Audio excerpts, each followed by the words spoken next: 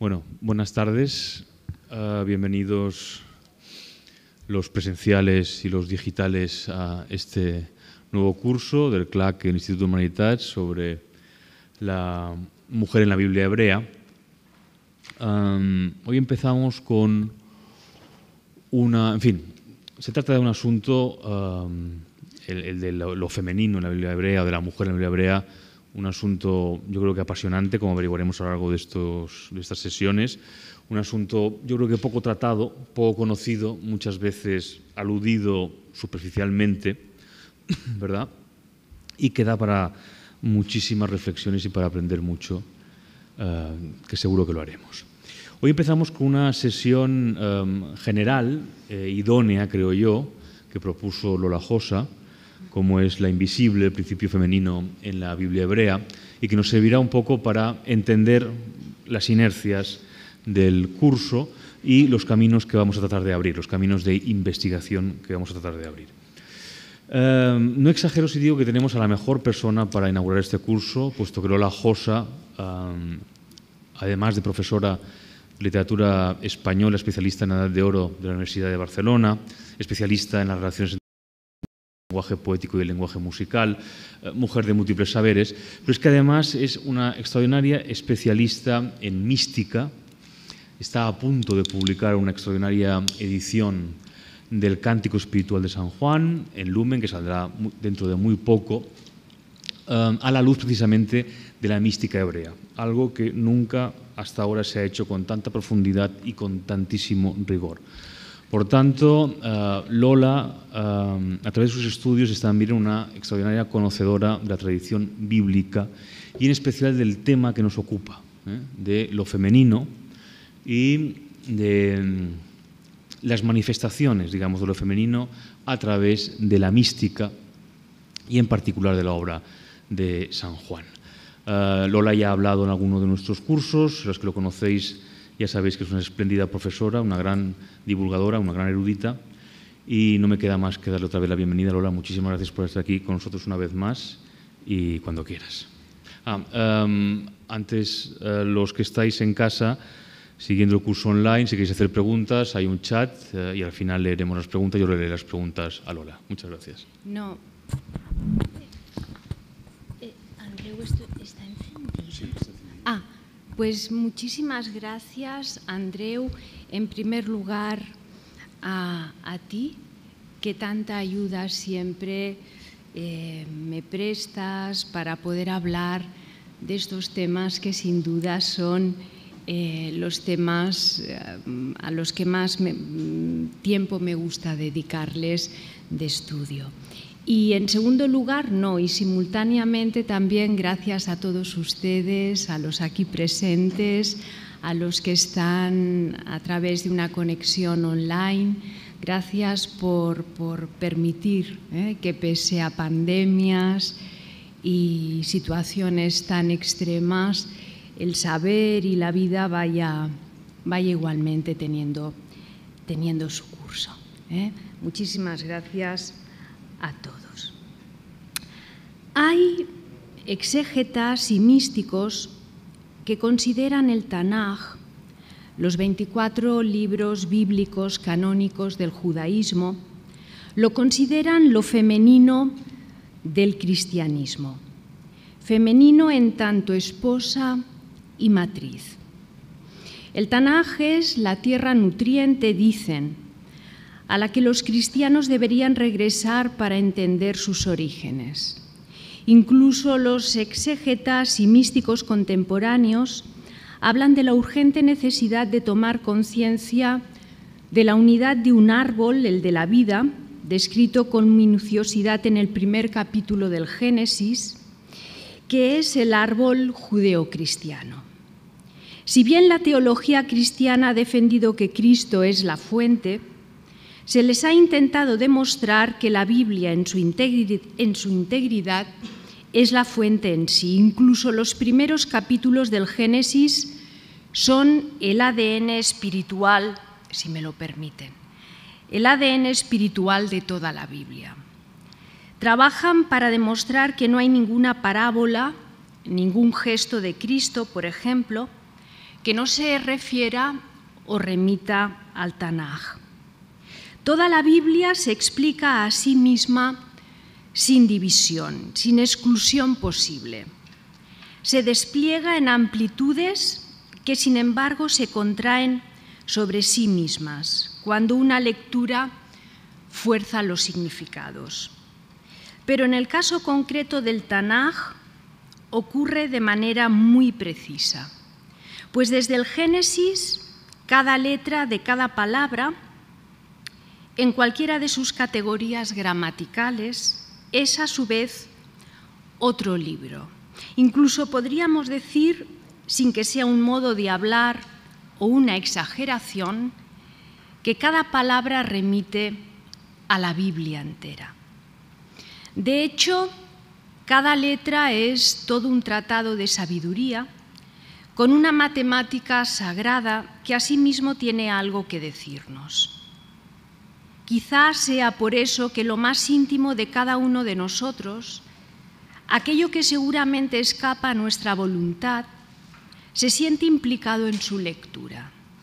Por ejemplo, cuando después de la caída Dios llama a Adán diciéndole: ¿dónde estás? Sentimos que algo de la temible pregunta encuentra su reverberación en nosotros. O cuando le dice a Abraham: ve hacia ti mismo. Nuestra totalidad ontológica siente la advertencia. Es por ello que conforme más se estudia la Biblia, más se descubre como libro simbólico que revela la estructura viviente del mundo, que es, como decir, de nuestra propia mente. Bien sabemos que pese a ser libro de fundamento civilizatorio, en cambio ha sido tergiversado, ha sufrido pésimas traducciones y peores interpretaciones, y sin embargo es asombrosamente preciso y riguroso en su lengua, en un hebreo bíblico que nos habla de un Dios en el que se ha obligado a creer, pero que contrariamente se trata de un Dios que espera no a ser creído, sino a ser hecho. Por eso, en la búsqueda de la vida que late en el Tanaj, quienes mejor guían son los exégetas y místicos hebreos. Y por místicos entendamos aquellas personas que buscan, a través del estudio y de la experiencia, la conciencia, vamos a llamarla, de una unidad radical. La experiencia de un estado en el que la mente queda suspendida en una incertidumbre esplendorosa, abierta al Ein Sof, que contiene ilimitadas posibilidades. Ein Sof significa el infinito y es el modo con el que se le llama a la raíz del espacio y de la luz, la esencia pura. Cualquier otro concepto sería siempre impreciso para explicarlo o definirlo. A esta unidad radical se le califica de radical porque nada tiene que ver con posibilidad de cómputo, sino con lo que deja planteado el Tukenei Soar, que dice: uno, pero sin contar, cima de las cimas, secreto de secretos, en conjunto más allá del alcance del pensamiento. El Ein Sof escapa a todo intento de ser conceptualizado, explicado, imaginado, representado, comprendido.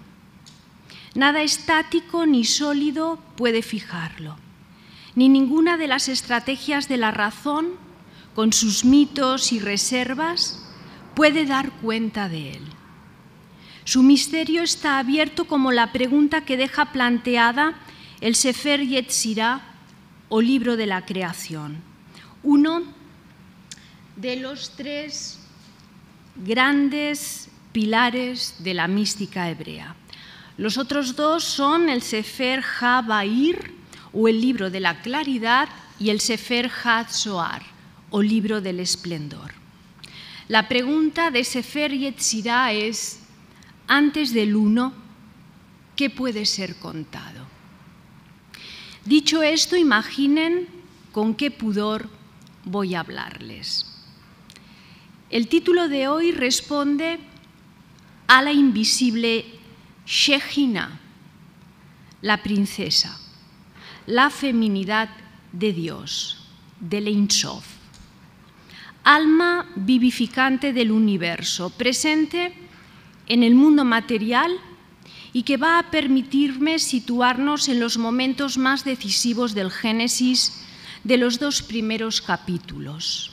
Consideré además que la exégesis más rigurosa y profunda que se ha hecho de sus versículos podría serles de interés. El nombre de la Shejirá, que es el que tienen escrito arriba, se lee de derecha a izquierda, contiene Ayesh, que es la segunda palabra, uno de los nombres del Creador, cuya presencia es Shai, la tercera palabra, don, que significa don, regalo. Y vamos a centrarnos en concreto en la que comúnmente se considera la primera mujer en la Biblia, pero que no debemos imaginarla ni entenderla como mujer biológica.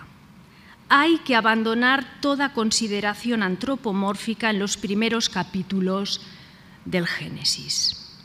Su nombre es Javá, no Eva, Javá, cuya raíz léxica es Jai, que significa vida.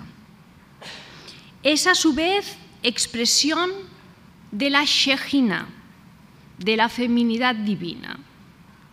En su caso es la matriz que delimita los fenómenos de nuestra conciencia.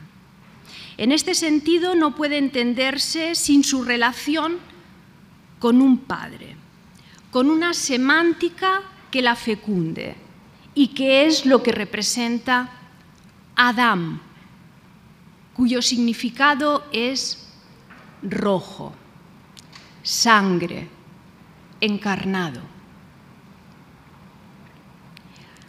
Con Javá, a Adán le surge la posibilidad de Dahat, que quiere decir conocimiento, un conocimiento con el que deberían unificar el dar con el recibir, las dos potencias de toda la creación.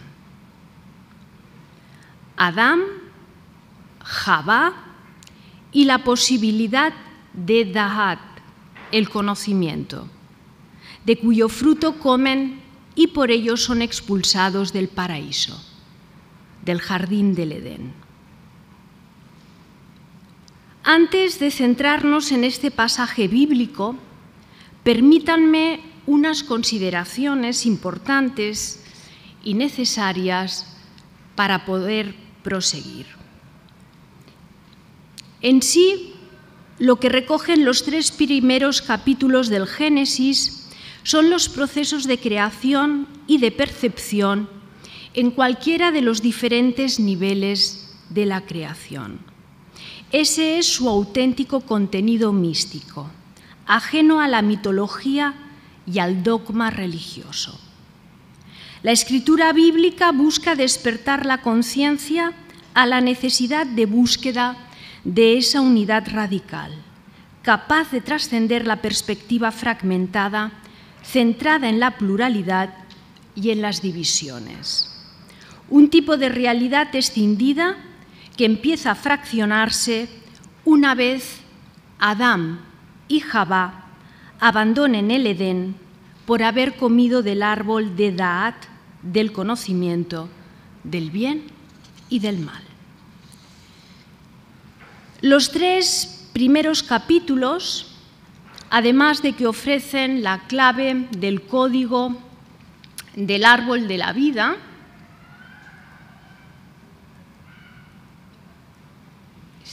aquí está. además de que ofrecen el código del árbol de la vida, el esquema de la creación en todos los sentidos posibles de la espiritualidad hebrea, y el árbol, a su vez, del paraíso, de cuyo fruto solo se debe comer. Además de ello, el simbolismo de estos capítulos demuestra el modo con que la mente revela y oculta su naturaleza divina, es decir, su naturaleza infinita, y al mismo tiempo plantea las cuestiones para toda búsqueda espiritual, como son: ¿cuál es el auténtico sentido de lo humano? ¿Cuáles los obstáculos que nos impiden saberlo? ¿Qué consecuencias sufre una existencia ajena al espíritu? ¿Y cómo emprender el teshuvá, que en hebreo quiere decir el retorno a sí mismo?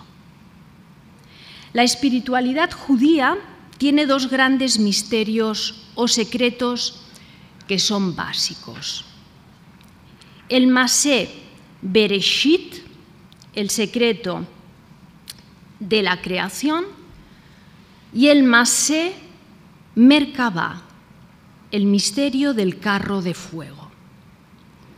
El primero se oculta en el libro del Génesis, el Bereshit, y el segundo en el primer capítulo de Ezequiel y en el capítulo 6 de Isaías. En ambos aparece el trono de Dios, la Merkabá, el carro de fuego. El misterio del Bereshit, del Génesis, es el del modo mediante el cual Dios creó el universo. El de la Merkabá, en cómo Dios aparece y se revela de manera antropomórfica. Dos secretos, además, relacionados, en tanto que el Bereshit es el misterio de la revelación del Dios no antropomórfico y el de la Merkabá, el de la revelación del Dios antropomórfico, un Dios infinito y un Dios finito. Nosotros vamos a hablar de algunos de los aspectos y símbolos más decisivos del primer misterio, del Masé Bereshit, tesoro de espiritualidad y sabiduría humana, cuyo valor no surge de la lectura literal de la Biblia, tampoco de una interpretación moral del comportamiento humano, ni mucho menos de una lectura alegórica o religioso-mitológica. Los místicos y exégetas nos enseñan a situarnos ante un texto simbólico, es decir, como mitad cuya plenitud depende de los límites del potencial cognitivo del lector-receptor. Su contenido no demuestra ni explica nada. Mediante símbolos insinúa para crear un estado de conciencia transformador. Se debe olvidar lo aprendido para poder precisar las preguntas y prepararnos para nuevas respuestas. A lo largo del primer capítulo del Génesis se describe la creación del árbol de la vida, formado por los 10 atributos interactivos llamados Sefirot. Cada una de las Sefirá es una suerte de guía en el estudio de lo divino. Pero el capítulo concluye cuando el proceso creador aún no está terminado. Queda por describir el séptimo día, el día del reino, de Malhut, que es la Sefirá que está abajo. El reino del jardín del Edén. Es un reino unido por los canales del árbol de la vida al espacio primordial de Binah, la Sefirá considerada la madre de todo el árbol, porque su símbolo es el de la inteligencia que recibe y organiza, además, la sabiduría que le llega de Jochma, el padre del árbol de la vida. A través y gracias a Biná, la sabiduría puede dar sus frutos. Todo ello se describe, insisto, a lo largo del primer capítulo del Génesis. Pero será en el jardín del Edén donde cese la actividad de los 6 primeros días de la creación. Las 6 sefirot de Gesed, Geburah, Tiferet, Netzhat, Hod y Yesod, y donde a su vez las 6 serán declarados días sagrados. En consecuencia, desde la sacralidad de los 6 días de la creación es de donde puede surgir el jardín del Edén. El segundo capítulo del Génesis empieza, por lo tanto, con el espacio edénico, un espacio considerado tierra de todos los fenómenos y de todas sus variaciones. Se describe la naturaleza divina de la percepción y un séptimo día en el que afirmarse la omnipresencia de un espacio primordial que viene a ser una especie de útero, para entendernos, lleno siempre de un dinamismo, de una vida secreta, la de los 6 días que le preceden, que da a luz continuamente su infinita belleza en el jardín del Edén. Ese espacio primordial es la Shejina, la feminidad de Dios, el espacio básico del universo. Nada abandona la Shejina. No hay ningún lugar al que ir o del que venir. No hay ningún principio ni ningún final, ni ningún acontecer lineal. Es el espacio de la unidad radical, el de la conciencia que percibe que lo divino no tiene ubicación, es ubicuo al espacio infinito. Es a lo que se refiere el Sefer Yetzirah cuando dice que su final está contenido en su principio y su principio en su final, porque nada en la creación es independiente. Lo contrario es ilusorio, como lo es cualquier concepto de supuesta realidad o irrealidad. Esta es la paradoja inherente a la Shejina, tal y como queda recogido en el segundo capítulo del Génesis, versículo 4, que dice: esta es la historia de cuánto fueron creados los cielos y la tierra, el día que Yahvé Elohim hizo tierra y cielos. El versículo plasma el continuum de las 7 sefirot inferiores, recurriendo al sintagma los cielos y la tierra, seguido de tierra y cielos. Es la secuencia del flujo de la energía que el Sefer Yetzirah comenta. Todo asciende y desciende y vuelve a ascender. A lo manifestado le sigue su disolución y la mente hace lo propio. Trata de conocer y luego descansa sobre lo que ha logrado conformar como conocimiento. Las 2 direcciones que muestra este versículo son los 2 movimientos de toda creación, o podríamos decir, de todo movimiento creativo. Es por ello que la gnosis consiste en la igualdad entre ambas direcciones, la indiferenciación entre el cielo y la tierra, o viceversa. El estado gnóstico es un descender y regresar de la mente sin oscurecimiento posible, revelando la claridad de la Shejina. Pero hay una sutileza muy importante. En la primera dirección del versículo del Génesis,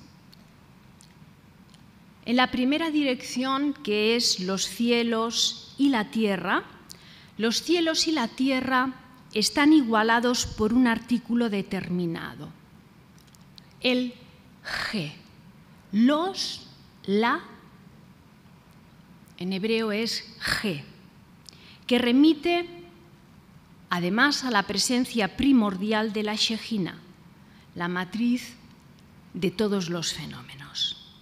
Sin embargo, en la segunda dirección están tierra y cielos carentes de la G, para indicarnos que el regreso ascendente se extravía a menudo en la creencia de las apariencias fragmentadas que impiden alcanzar el estado edénico de la conciencia, que impiden, por lo tanto, aprehender la Shejina. La condición de caída del ser humano está simbolizado por la pérdida de las G. La Hei, asimismo, en el hebreo bíblico es la letra que representa el espíritu, el aliento vital. Y aún hay más en el versículo. El nombre divino deja de ser Elohim, utilizado únicamente en el primer capítulo del Génesis, para convertirse en Yahvé Elohim, nombre compuesto utilizado a lo largo de los capítulos 2 y 3 del Génesis. El cambio responde al modo con el que se hace la creación. Yahvé y Elohim plantean un contraste. Yahvé representa el ofrecimiento de la oportunidad creadora ilimitada, compasivamente ilimitada. Elohim representa los límites estructurales, rigurosos y necesarios en la creación. Yahvé, Elohim, pues, es la expresión de la armonía en el logro de una creación perfectamente cumplida entre el dar y el recibir, la compasión y los límites.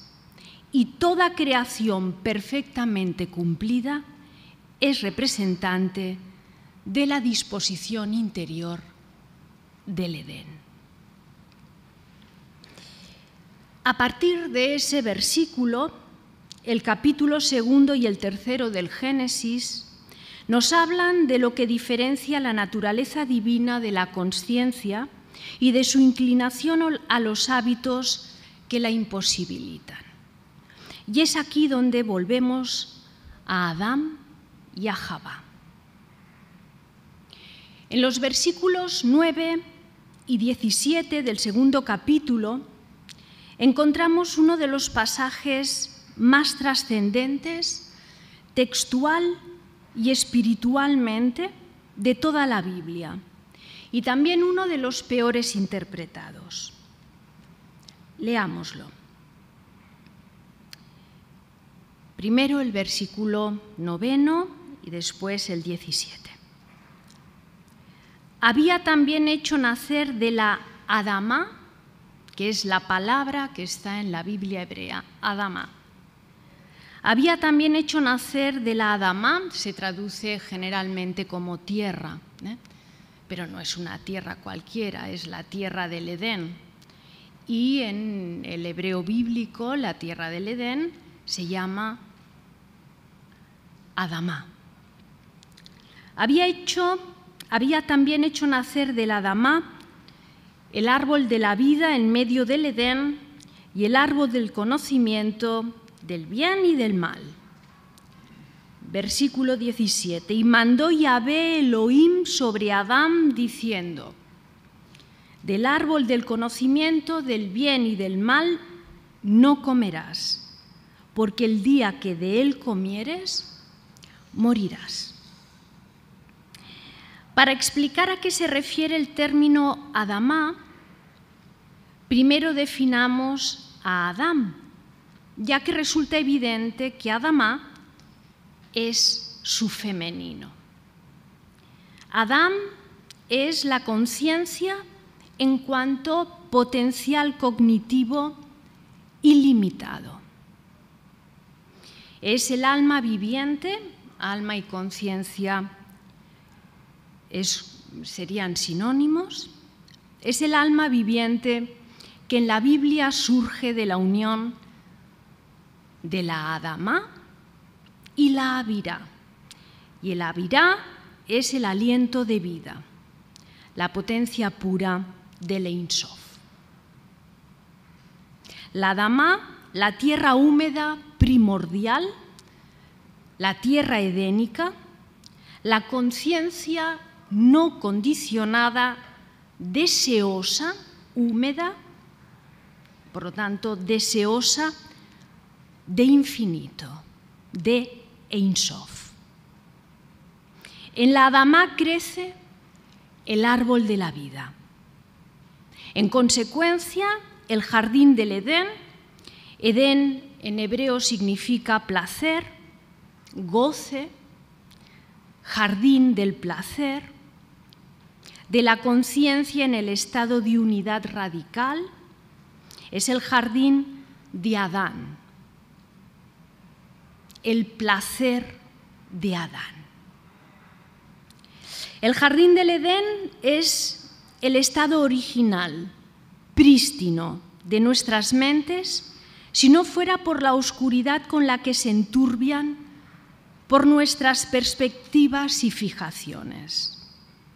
Precisamente la extremada dificultad, en primer lugar, para reconocer y posteriormente sostener el estado del Edén, es de lo que se ocupa todo el tercer capítulo del Génesis, que desarrolla lo que estos dos versículos del segundo capítulo dejan planteado.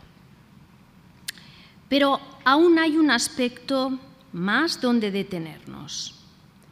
Respecto al árbol de la vida, el versículo 9 lo sitúa en medio del Edén, ubicación que según la geografía precisa de la exégesis hebrea equivale al corazón, al centro de la gnosis edénica.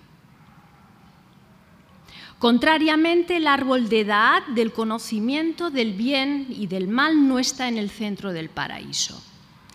El desorden y la ruptura de la dualidad del bien, del mal, se sitúa fuera de todo centro. Tenemos también la prohibición de comer del fruto del conocimiento, del árbol del conocimiento. Nada se dice del fruto del árbol de la vida, de cuyo fruto debe comer Adán, puesto que, como ha descrito el primer capítulo del Génesis, el árbol de la vida es el esquema y, por lo tanto, Adán, la conformación y el reflejo también de ese esquema. Y, por lo tanto, el árbol de la vida posee los atributos de la conciencia edénica en su estado de unidad armónica. Estudiar o comer del árbol de la vida es despertar la mente a su propia naturaleza. El fruto del árbol de la vida es sabiduría que ofrece a la mente el esquema de la naturaleza, el esquema del conocimiento primordial, la gnosis del hacer divino. Sin embargo, cabe preguntarse por qué motivo en la Adamá del Edén crece junto al árbol de la vida el árbol del conocimiento del bien y del mal. ¿Por qué brota en la Adamá semejante posibilidad? ¿Por qué un árbol cuyo fruto oculta la pureza primordial de la mente y la lleva a proyectar ilusiones interminables, entre ellas la más peligrosa, la de creer que se es un sujeto que percibe un exterior? ¿Por qué en la Adama las dos posibilidades?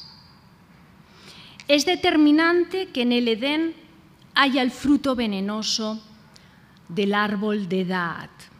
En la unidad radical nada queda excluido, ni tan siquiera la posibilidad de oscurecer el estado prístino de la conciencia, porque incluso el error es sabiduría. Todo comparte una naturaleza común. De la misma tierra, de la Adama, nacen ambos árboles de frutos distintos. El de la vida permite que la percepción sea gnosis, y la gnosis del Tanaj se fundamenta en el despertar a la unidad radicalmente equiparadora. Del libre discernimiento humano dependerá, pues, la elección del fruto. En el capítulo 3, Javá propone algo que contradice el versículo 17 del capítulo 2 que acabamos de leer, cuando afirma que pueden comer del fruto de cualquiera de los árboles del jardín, mas del fruto del árbol, dice Javá, que está en medio del jardín, no. Hemos visto, en cambio, que Yahvé Elohim solo negaba comer del árbol del conocimiento del bien y del mal. Árbol que, como sabemos, no está en medio, como supone Javá. Entonces, ¿Javá y Adán desobedecieron? No, se equivocaron.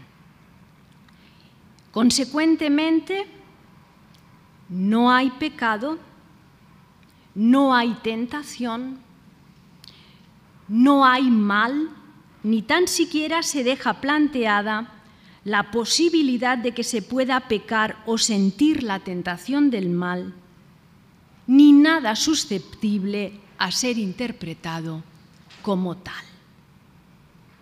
Solo se pone de manifiesto que en el Edén, es decir, en el interior de la conciencia no condicionada, algo surge que perturba la gnosis, el conocimiento innato, el reflejo ilimitado que es la mente respecto al árbol de la vida, cuyo fruto es la sabiduría de la Shejina, en su sencilla pero profunda diversidad de apariciones en la vida.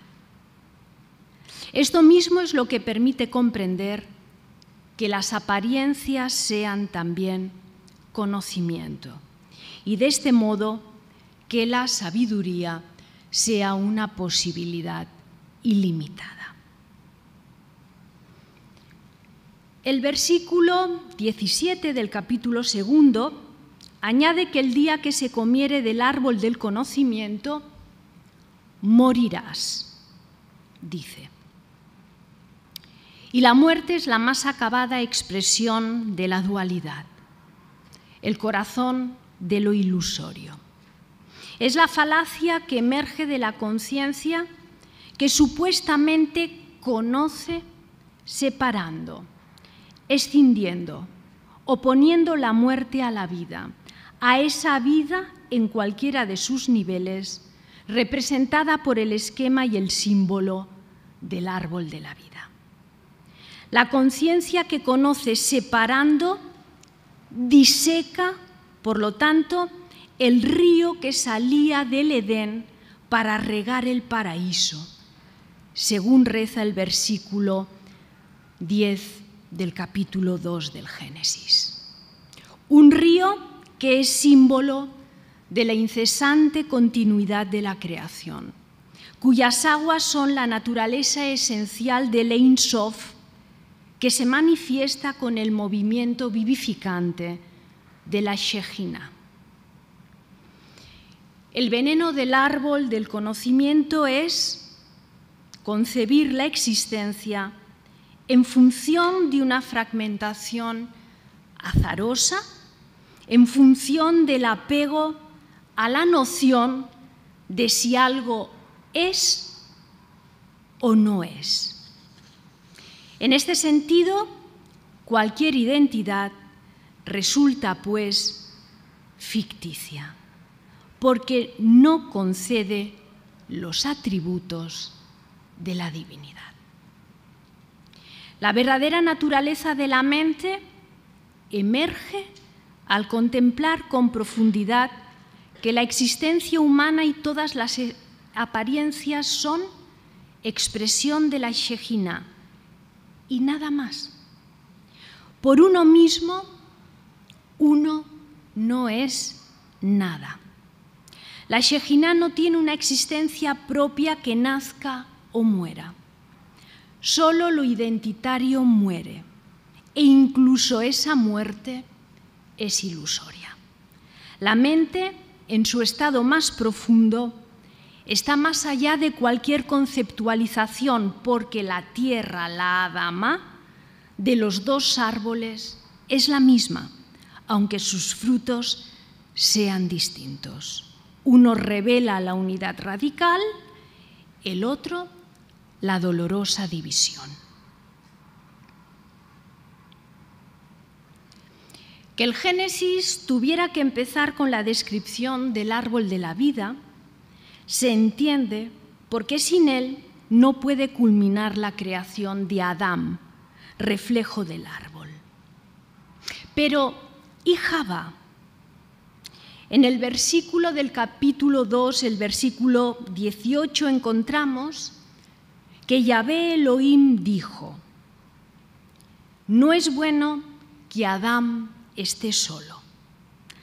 Haré ayuda idónea para él. Esta ayuda, antes de que Adán le dé un nombre, esta ayuda es Nefesh, es decir, la vitalidad inmanente que a partir de ahora se convertirá en una escisión dentro de la propia conciencia. A partir de ahora se da entrada en el Génesis a la dimensión de lo físico para Adán y por lo tanto la dimensión de la conciencia y por lo tanto de la tentación de conceptualizar la muerte. En los dos versículos siguientes del capítulo 2, el 19 y el 20, Yahvé Elohim forma de la Adama, hace que surja, da forma toda bestia del campo y toda ave de los cielos. Y se los trae a Adán para que los vea y les ponga un nombre. Adán llamó a los animales vivientes y puso nombre a cada bestia y a cada ave y a todo animal del campo. Mas, dice, mas no halló ayuda para él. A partir de ese momento es cuando Adán entrará en conflicto con su Nefesh. Y leemos: e hizo caer Yahvé Elohim un sueño profundo sobre Adán, y durmió y le tomó un costado, que no costilla, un costado. Y Yahvé Elohim hizo del costado una ayuda y trájola a Adán, que dijo. Adán dijo: esta ayuda es hueso de mis huesos y carne de mi carne, y será llamada varona, porque de varón está tomada. El sueño es clave, refleja un estado de inconsciencia en el que toda percepción queda suspendida. Los hebreos le llaman el sueño del Ein Sof. En el versículo 23 se utiliza por primera vez la palabra varón en lugar de Adán. La transición de la conciencia del estado edénico al de la fragmentada identidad queda, por lo tanto, planteada. El nombre de Adán seguirá alternándose junto al de varón para enfatizar el contraste entre ambos. Se trata de la bifurcación entre el estado original edénico y la percepción dualista. La emergencia de los sexos diferenciados es la afirmación de la materia y del cuerpo y de la adicción a la ilusoria independencia de cada cuerpo y de la materia en sí. Los versículos 24 y 25 añaden que el varón dejará al padre y a la madre para estar con su varona y ser una carne. Y ambos estaban desnudos y no se avergonzaban. Que el varón abandone al padre y a la madre remite a la escisión de Adán respecto a Jochma y Biná.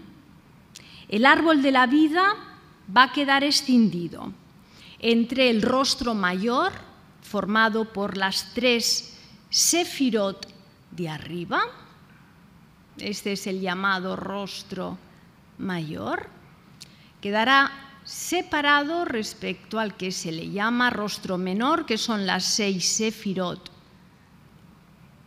inferiores, y Malhut, las 6 inferiores junto a Malhut. Ese es el rostro inferior. El árbol de la vida quedará escindido y Malhut correrá el peligro de perder su corona, que es como se le llama a Keter, la corona del reino de Malhut, de la Shejina. La representación de una ficticia existencia ha empezado. Por eso mismo el versículo 25 dice que ambos, Javá y Adán, estaban desnudos y no se avergonzaban. La desnudez representa la precariedad y vulnerabilidad de la identidad humana. Cuando Adán empieza su degeneración conceptual de creerse solo varón, oscurece la Shejina. Por eso queda desnudo. Su estado ya no es el del Adán que era la propia Shejina, el de la conciencia no condicionada. Pese a esa desnudez, pese a la vulnerabilidad de ahora, el miedo que acecha el corazón de Adán, del Adán escindido, aún no se ha manifestado. Va a ocurrir en el 3er capítulo del Génesis. El miedo existencial quedará representado en el momento en el que el conflicto entre Adán y Javá se convierta en vergüenza que les lleve a ocultar su desnudez. Vergüenza a ser expuestos como ilusorios, como expresión del autoengaño. Momento en el que va a aparecer algo crucial. Tenemos a Adán con Javá, tenemos 2 árboles de frutos dispares y nos falta la serpiente. Un animal que desde el primer versículo del 3er capítulo se nos presenta como la más astuta de entre todos los animales que Yahvé Elohim había hecho. La serpiente es la que se dirige a Javá preguntándole si Elohim, no Yahvé Elohim, si Elohim les había dicho que no comieran de ningún árbol. La respuesta de Javá es que Elohim ordenó no comer del árbol del medio. Que sea una serpiente es decisivo. En primer lugar, porque en el hebreo bíblico la serpiente es símbolo del trabajo invisible, en concreto del renacer. También es símbolo del estímulo de la inteligencia, por lo tanto de biná. Símbolo del engaño a los ojos, se escribe igual, engaño a los ojos y serpiente. Y por eso mismo la serpiente está asociada dentro de la tradición bíblica al órgano auditivo, el órgano del miedo y el órgano del espíritu en la mística judía. Y lo más importante, la serpiente es símbolo de la conciencia mesiánica, capaz de erradicar lo ilusorio y el error de la conciencia. Además, la serpiente representa la tensión cognitiva inherente en la dualidad que sufre Adán desde el momento en el que se manifiesta su Javá, que es, como decir, en un sentido fenomenológico, la tensión ilusoria que la conciencia cree percibir entre la materia y lo que no es materia, cuando en realidad hasta la materia es energía, como ha demostrado la física. El movimiento de la serpiente, su ondulación, es el movimiento de la polaridad, el que la mente debe seguir para armonizar los aparentes opuestos del árbol de la vida. Las polaridades de las sefirot, que entre ellas están relacionadas en zigzag. La aparente relación de opósitos que unen, por lo tanto, las sefirot.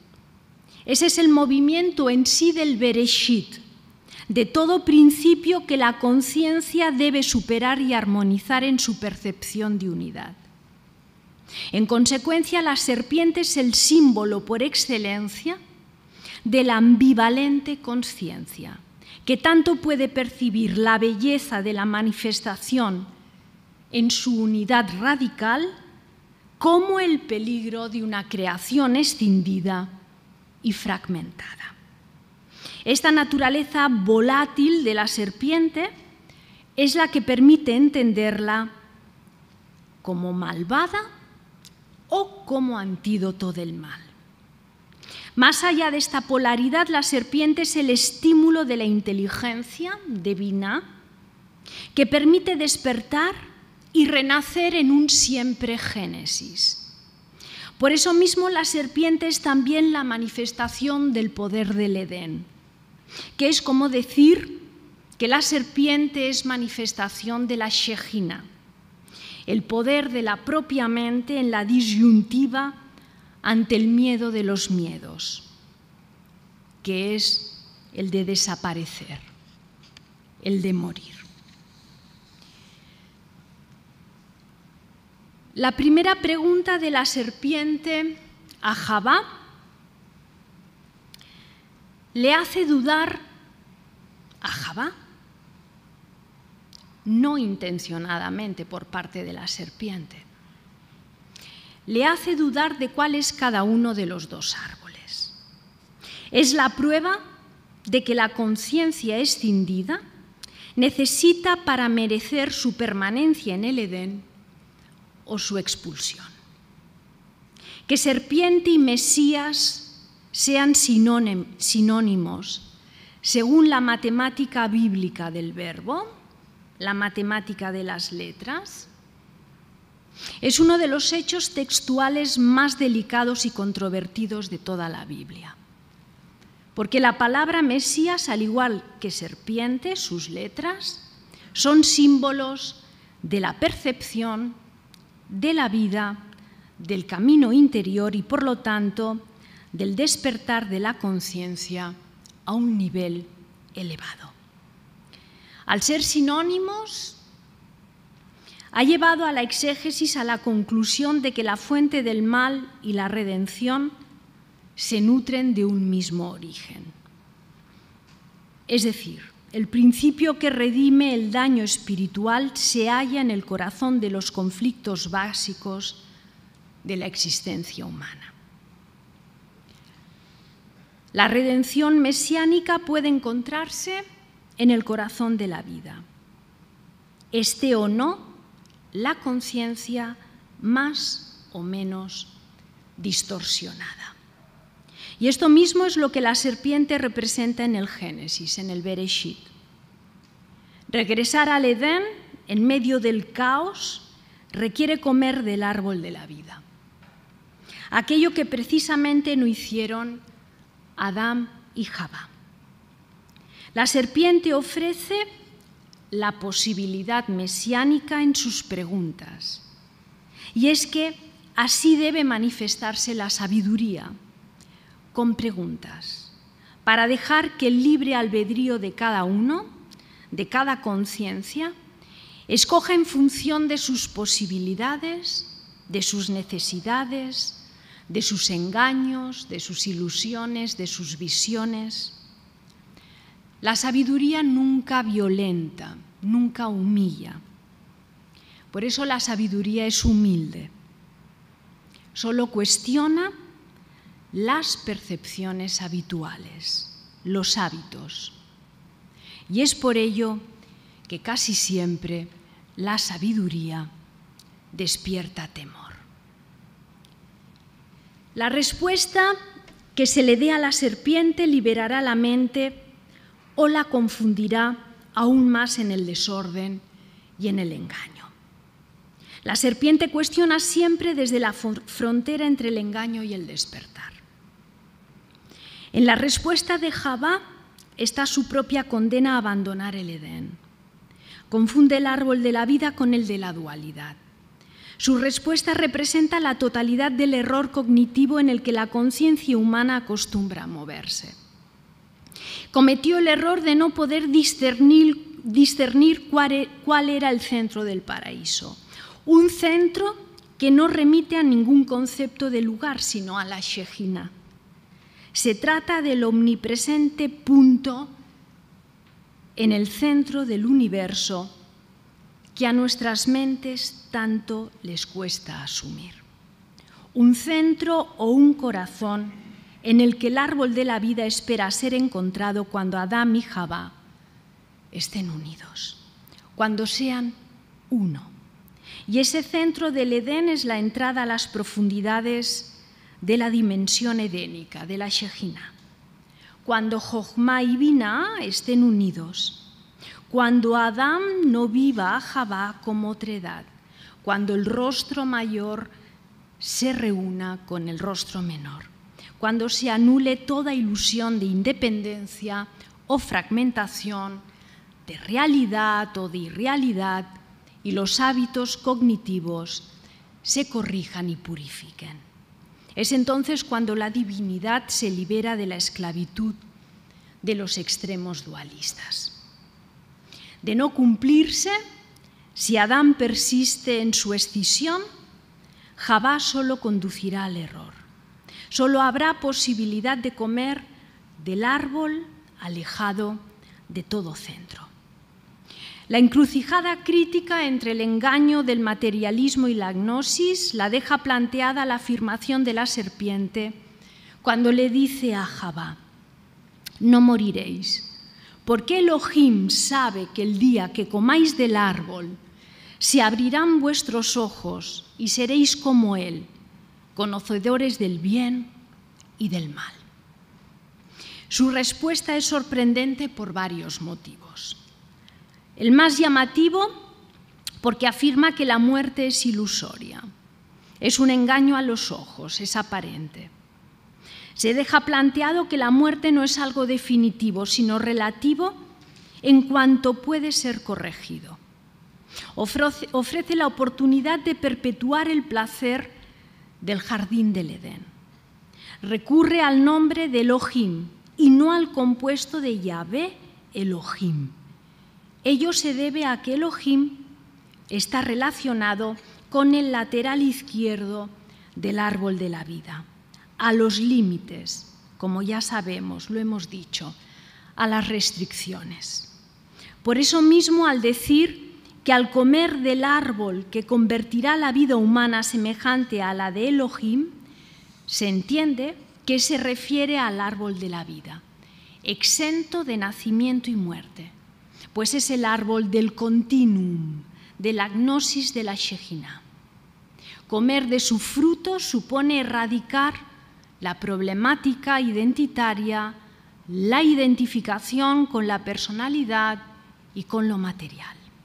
La naturaleza de la mente es como Elohim y comer del árbol de la vida permite alcanzar la realización gnóstica y estabilizar su potencial de siempre Génesis, de un siempre Bereshit. Y hay más. Comer del fruto del árbol de la vida es conocer, sin procesos lógicos, sino en la simultaneidad de los fenómenos, lo bueno y lo malo en su movimiento dual, en el que la mente no se detiene ni a identificarse en su curso gnóstico para vivir en la naturaleza esencial que une todos los fenómenos, la Adamá única en la que crecen los dos árboles. Pese a todo ello, Javá se obstina, o mejor decir, está incapacitada para dilucidar su propio error y necesaria corrección de percepción. La serpiente le revela a Javá la naturaleza del fruto de cada árbol. Sin embargo, el fruto que escoge Javá no es el que le había ofrecido la serpiente. Su elección está dictada por la inteligencia, por la biná fragmentada de Jochma, la sabiduría, y por ello está incapacitada para la felicidad del Edén. Al comer el fruto del árbol del conocimiento, del bien y del mal, nace la vergüenza que hemos referido anteriormente. Cuando Yahvé Elohim le pregunta a Adán quién le enseñó su desnudez, le está preguntando por el estado de su conciencia. Y aquí el Génesis da entrada a uno de los preceptos que podemos encontrar en todas las tradiciones espirituales: la necesidad de volvernos conscientes de la naturaleza de nuestra mente. Lo más cómodo es aferrarse a la ilusión de la existencia de cada uno, pensar que existimos de manera autónoma, que es lo que mueve a Adán a contestarle a Yahvé Elohim que fue Javá la responsable. Y cuando Yahvé Elohim se dirige a Javá y le pregunta que qué hizo, la respuesta de Javá dice que fue la serpiente. Ya sabemos que no fue la serpiente, sino la incapacidad de Javá para entender lo que le dijo la serpiente. Animal, no lo olvidemos, animal, la serpiente, animal edénico. Después de que Yahvé Elohim invierta su verbo dirigido a Adán, que eso es lo que significa maldecir, invertir, el verbo, la palabra, después de que Yahvé Elohim invierta su verbo dirigido a Adán, invirtiendo al mismo tiempo la felicidad del Edén, de la que el propio Adán, por escindido, irremediablemente se ha alejado, Yahvé Elohim hizo vestidos de piel y los vistió. Tengamos presente que la palabra hebrea para piel es... ¿Cómo? ¡Ah! ¡Qué susto! La palabra para piel es o se pronuncia... Ah, sí, está muy bien. Ahí está. Sí, sí. No sé qué he hecho, muchas gracias. Sí, no sé qué he hecho, porque está bien. Sí, había aparecido una diapositiva que no era. No, ya está bien. Gracias. La palabra para piel se pronuncia or. Or. Igual que luz, or. Además, se escriben igual, aunque les diferencia la primera letra. Piel, or, empieza... Ah, no.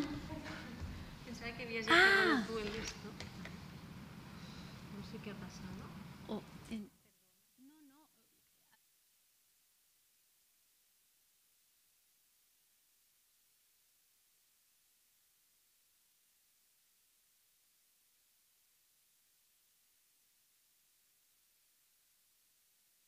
Gracias. Se pronuncian igual, se escriben igual, a diferencia de la primera letra. Piel empieza con la letra ayin, la de abajo, que en el alfabeto hebreo es símbolo del ojo, de los ojos, mientras que or, luz, empieza con la alef, que es símbolo del infinito y de la unidad radical. La piel oculta la luz de la unidad, así como los ojos engañan a la mente, desterrándola del Edén. La pluralidad, la fragmentada supuesta realidad que va a percibir Adán Javá, a partir de ahora, la recoge a su vez Yahvé Elohim, cuando refiere la divinidad también en plural, en la maldición final, diciendo que Adán quiso ser uno de ellos, uno de los dioses. A partir de ese momento, en medio de la confusión y de las idolatrías varias, la de la identidad es quizá o sin el quizá. La de la identidad es la idolatría más peligrosa. A partir de ese momento, en medio de la confusión y de las idolatrías, Adán será una conciencia constructora de laberintos. Deberá aprender por los caminos más complicados de la experiencia y el error. Solo podrá salvar los hábitos dualistas recorriendo un camino espiritual largo y arduo de autodespojamiento. El versículo del capítulo 3, el versículo 23, que dice Yahvé Elohim, lo envió a trabajar la Adamá de la que fue hecho, ofrece la clave de en qué consiste el trabajo espiritual. Trabajar la Adamá, que es purificar los ocultamientos cognitivos. Trabajar la Adamá de cada forma concebible. Para terminar, el último versículo, el 24, que dice: expulsó a Adán y puso al este del jardín del Edén querubines y la espada llameante que da vueltas para guardar el camino del árbol de la vida. La espada llameante en rotación en la puerta del Edén es el propio movimiento dinámico de la mente. Cuando cae en el pensamiento discursivo, la entrada a la luz edénica queda bloqueada. La espada es símbolo del poder discriminatorio de la mente que corta formas y significados y los separa uno de otros, pero también puede discernir el camino espiritual del camino del engaño. El fuego también discrimina al consumir. Una espada llameante en rotación porque una y otra vez, en un movimiento continuo, se abre la posibilidad de despertar de nuevo en el Edén. Adán abandona el estado edénico, pero trabajando la dama puede llegar a saber que nunca ha dejado de estar en el Edén. Solo ha permanecido oculto.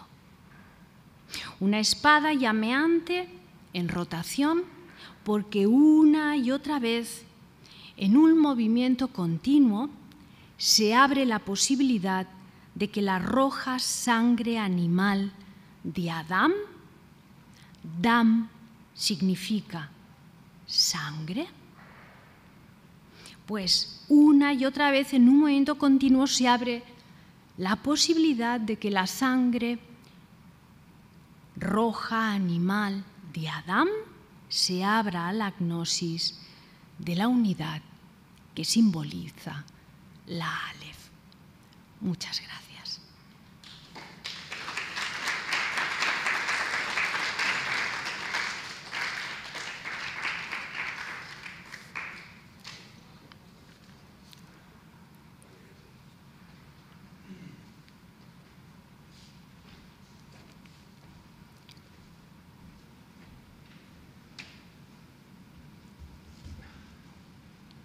Bueno, muchísimas gracias, Lola, por esta maravillosa y magistral a vosotros, conferencia e introducción a este curso. Hay dos consideraciones, dos preguntas del chat. Sí. Rosa Moretó dice, Adán y Eva, dice usted, no, en realidad es una, es la misma persona. Bueno. Adán y Eva, dice usted, no pecaron, solo se equivocaron. Pero pecado no significa más que error. O sea que la serpiente podría considerarse como una maestra. Totalmente. Es que es muy importante, además de liberador por sí mismo, pero que sea liberador o no, es decir, aquí no se están forzando los significados. Es un texto en el que está escrito lo que está escrito. Por eso la exégesis es tan importante. Pero bueno, claro, si es un tesoro de la espiritualidad de la humanidad, es liberador, ¿no? Entonces es muy liberador saber que no hay mal, que no hay pecado, sino que erramos el blanco. Nos confundimos y nos equivocamos.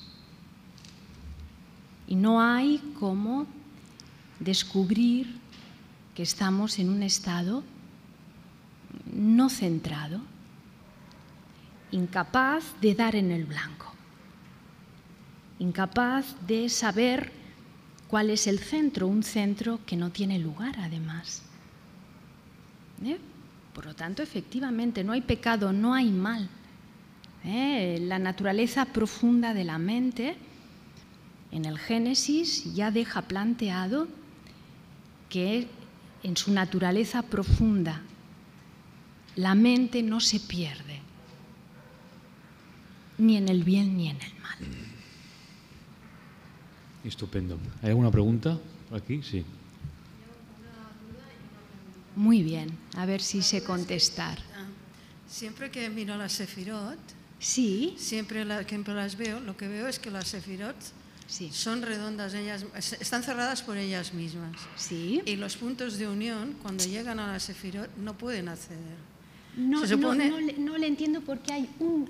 Reverbera. Perdone. Son La redondas. La sefirot Sí. está cerrada por ella misma, es un círculo. Y las uniones que Los canales los canales, cuando llegan a la sefirot, no pueden acceder. no pueden. No pueden acceder porque está cerrada. Bueno, esto es cuando la veo, siempre pienso lo mismo, me suscita la misma. Se supone que es perfecta. Y entonces pienso, ¿cómo acceden los canales? La pregunta es, usted ha dicho que Masé Merkabah Sí. era el Dios finito. El Dios antropomórfico, Sí, Dios finito. El Dios finito. Si podría ampliarlo un poco. Sí. Sí. Yo ya lo sabía que esta iba a ser una de las posibles preguntas.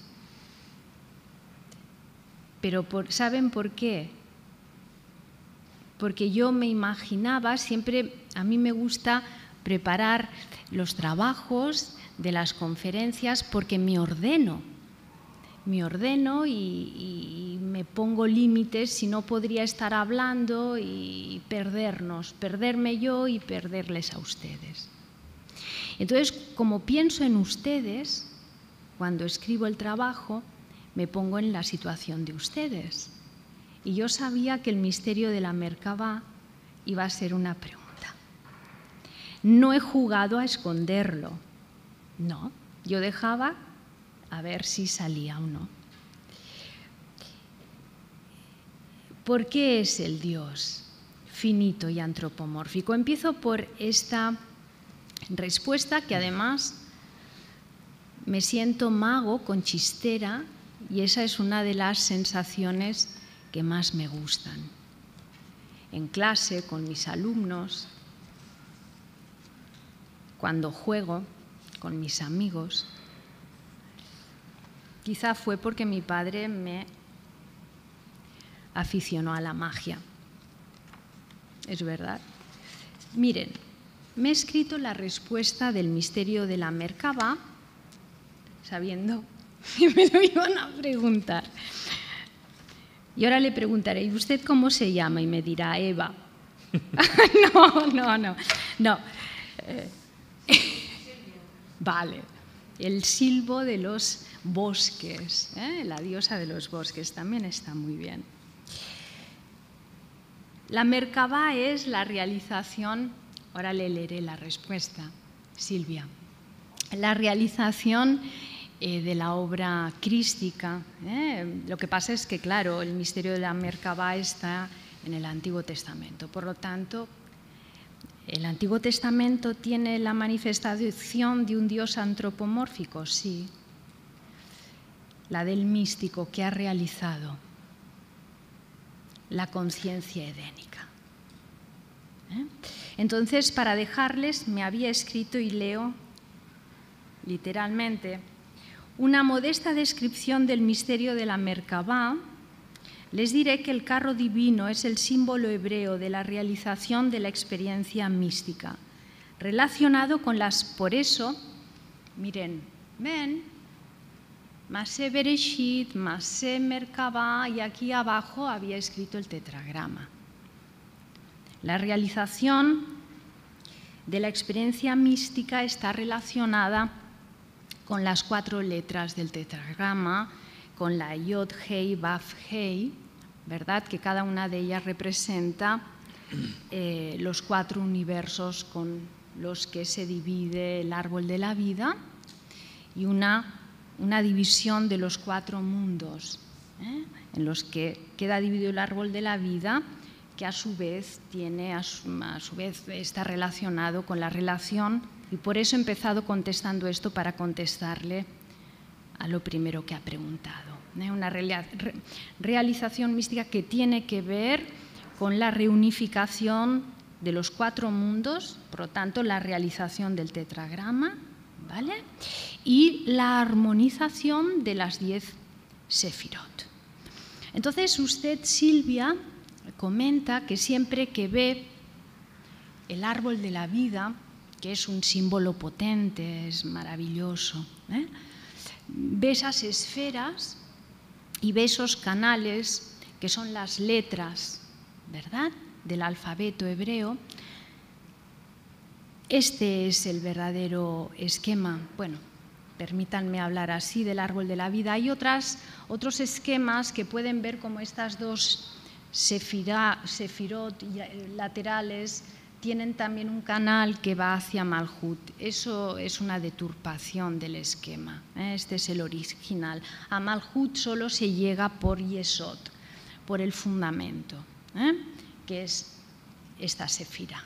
No se puede llegar, ¿por qué? Porque el camino del medio del árbol de la vida es el que delimita los 5 niveles. Hay uno invisible, que es el de Da'at, el del conocimiento, que une Tiferet con Keter.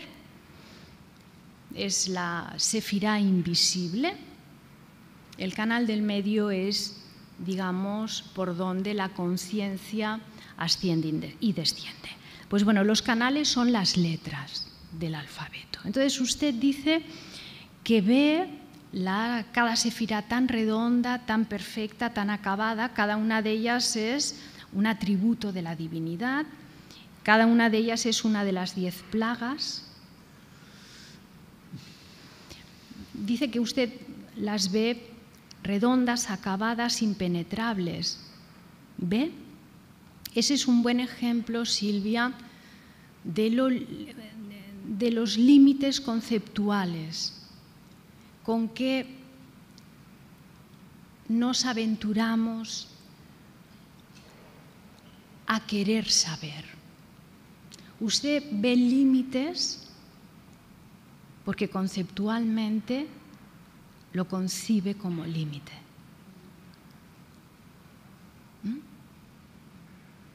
Un día usted contemplará el árbol de la vida y verá que las 10 sefirot están perfectamente comunicadas con una gran elocuencia textual que a usted le dirán cada una de esas letras.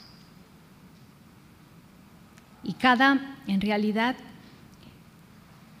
cada sefirá es una palabra y cada palabra tiene unas letras, está compuesta de letras, parece una obviedad.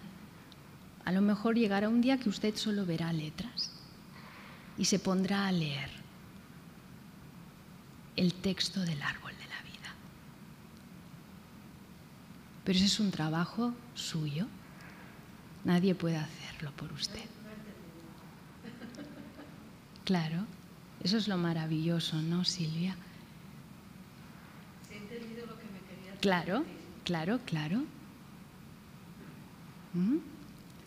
Más cosas.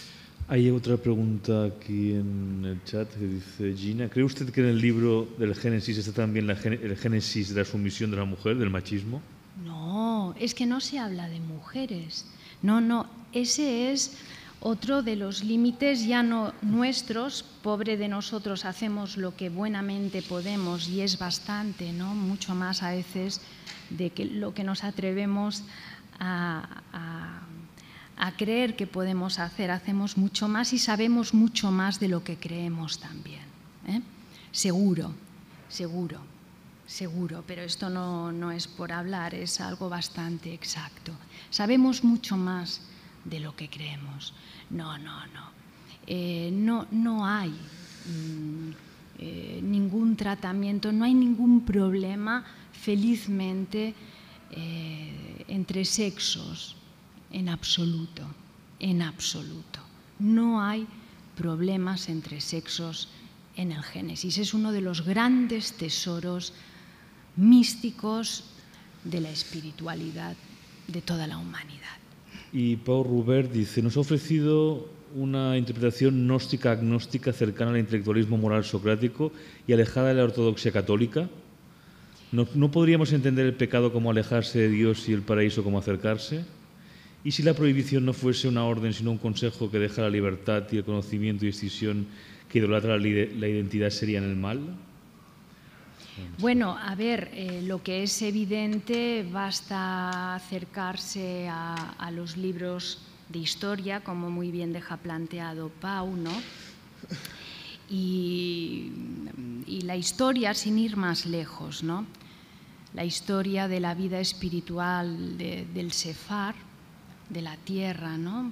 De esta península, para saber lo que los dogmas de todo tipo, tanto católico como el dogma del propio judaísmo, cómo han estado prohibiendo textos que han estado estudiando, decodificando con paciencias invencibles e impensables, pues la textura en sentido estricto, lo que las letras tejen en la Biblia. Y Afortunadamente es un texto, la Biblia, que ha resistido todo tipo de penurias, todo tipo de limitaciones, pese a los siglos que han tenido que pasar para poder, pues, llegar un momento como este y hablar de la manera más normal de un conocimiento que ha sido perseguido y por el cual muchas personas han tenido que dar hasta la propia vida, ¿no? La vigilancia, piensen que es un texto místico, y cuando hablamos de místico queremos decir la libertad de la conciencia de cada vida, de cada conciencia que puede por sí misma entrar en comunión y en comunicación con Dios sin necesidad de intermediarios, que es lo que el dogma, sea del tipo que sea, de la afiliación que sea, ha censurado siempre. Es decir, la religión busca intermediarios en la relación con la divinidad para tener un control. La política de nuestros días en Occidente sigue siendo a imitación de la estructura teopolítica. Y estos textos hablan de que tú, por ti, lo tienes todo, ¿no? Laura Juan dice, entonces en el texto hebreo, aquello que nos hace humanos, que nos aleja de la trascendencia de la unión, es el miedo y la necesidad de racionalizar el terror al abismo de la muerte, mientras que en la Vulgata es en parte la soberbia de la serpiente y del ser, de intentar alcanzar la trascendencia. Claro, la Vulgata es muy significativo que cuando se convierte en religión, digamos, oficial el cristianismo, sí, ¿verdad? La Biblia se ofrece como, en su ortodoxia, en una traducción sospechosamente al latín. A partir de ahí, ¿no? Pues imagínense ustedes toda la contorsión, tergiversación que se le hace a la Biblia para tener controlado, ¿verdad?, la conciencia de cada cristiano, es decir, de todos. Entonces, fuera de la Vulgata, leyendo los textos en su propio idioma o en traducciones que han seguido escrupulosamente el valor de las lenguas originales, uno puede emprender ese camino de liberar su propia conciencia, que es de lo que se trata. Hay tantas Biblias como buscadores de esa unidad radical. Para terminar, me gustaría preguntarte una cosa, Lola, que hay un punto ciego para mí al menos. Ya sé que no es una pregunta, voy a hacer una pregunta que no vamos a resolver ahora, ni muchísimo menos, ni a lo largo de todo el curso, pero en fin, la dejo ahí por si sale algo de luz.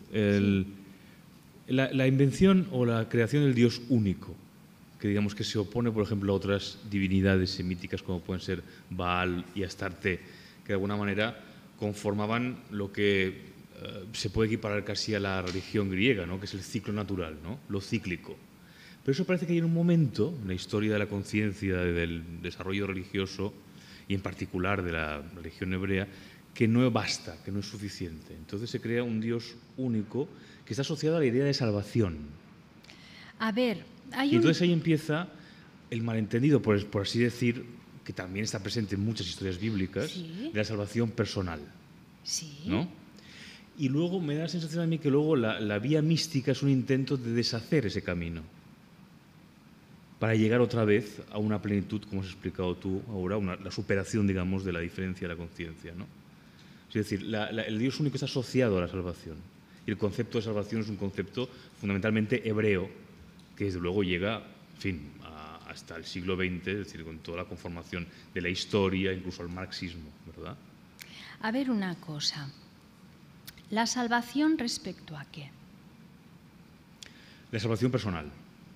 Es decir, el diablo o demonio en hebreos significa el adversario. Entonces, la salvación respecto a una amenaza, a un enemigo, a un adversario. ¿Y quién es el adversario?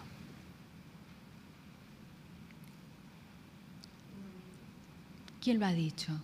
Silvia. Uno mismo.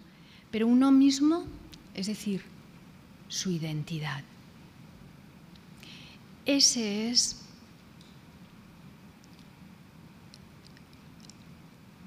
el adversario, sin duda alguna. Entonces... Pero no se ha entendido así, tradicionalmente, claro, la salvación. Es que un nihilista, en el sentido contemporáneo, está más cerca de la concepción del Dios de los hebreos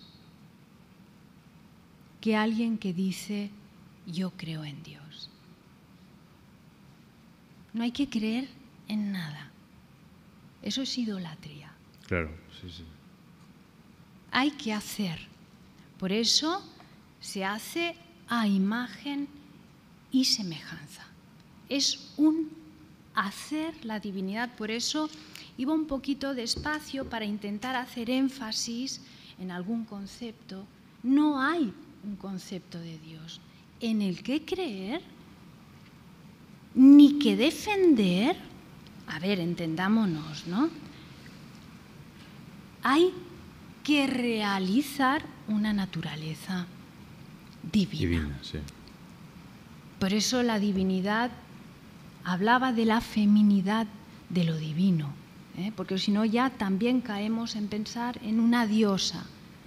No, tampoco. Entonces está mucho más cerca y no es una provocación. Se lo he oído decir a maestros y es así. Nietzsche es más místico de lo que podamos llegar a creer. Dios ha muerto, efectivamente, afortunadamente. Ese Dios. El Dios personal. El Dios en el que hay que creer, pero ¿en qué hay que creer? ¿Qué hay que creer? Y de ahí también el malentendido de la salvación personal. Ahí es a lo es lo que yo iba también. Exacto. Pero que va parejo al mismo tiempo. Claro, pero son dos propuestas distintas. Es decir, el Génesis se escribe como la Biblia se escribe. Es un libro vivo en cuanto a que espera, se escriben estos textos místicos porque llega un momento que se tiene que recoger toda una sabiduría que empieza ya a desbordarse y tiene que preservarse generación tras generación. Pero en realidad lo importante es la transmisión oral, sí, sí. El transmitir el hálito de vida, la inspiración de vida, porque incluso la palabra escrita puede ser una idolatría. Puede ser, no, es una idolatría. Y en eso tampoco hay que caer. Entonces, la salvación de uno mismo, de ese idolillo que es la identidad y con el que estamos tropezando siempre, ¿no? Continuamente. Pero sin el cual no podemos tampoco estar en medio del mundo. No, claro. Claro. Hay que relacionarlo. Sí, claro. Sí, hay que relacionarlo. Perdón, sí. Nada, es muy corto. Usted ha dicho que la sabiduría ¿Sí? da miedo porque cuestiona la percepción. ¿Cuestiona, perdone? La percepción. Y decir que estoy muy de acuerdo, que pienso que es muy actual. Claro. Y que le agradezco la frase sí? sencilla y clara. Claro que sí. Claro que sí, la sabiduría cuestiona. Claro, desde el momento en que se te intenta dar respuesta, No se te puede dar un cauce cerrado, lo tienes que descubrir tú, te cuestiona. Entonces, romper límites, por eso hay que estudiar continuamente. Si ustedes se fijan, la mística hebrea no da monasterios ni da monjes, se está en medio del mundo, rompiendo límites de percepción en todo, y ganando capacidad de percibir el Ein Sof, la infinitud. Por lo tanto, cuestionémonos para ir ampliando nuestra capacidad. Sí, señora, así es. Y la humildad es el verdadero camino de conocimiento, en ese sentido. Pero los límites son importantes. Es un equilibrio complejo. No hay infinito sin límites. Los límites son importantes. Y bueno, y eso. Bueno, pues muchísimas gracias a todos, a los presentes y a los ausentes, a los virtuales. Muchísimas gracias otra vez por tu maravillosa... A los invisibles. A los invisibles, por tu maravillosa ponencia y hasta la semana que viene a todos. Gracias a ustedes. Gracias.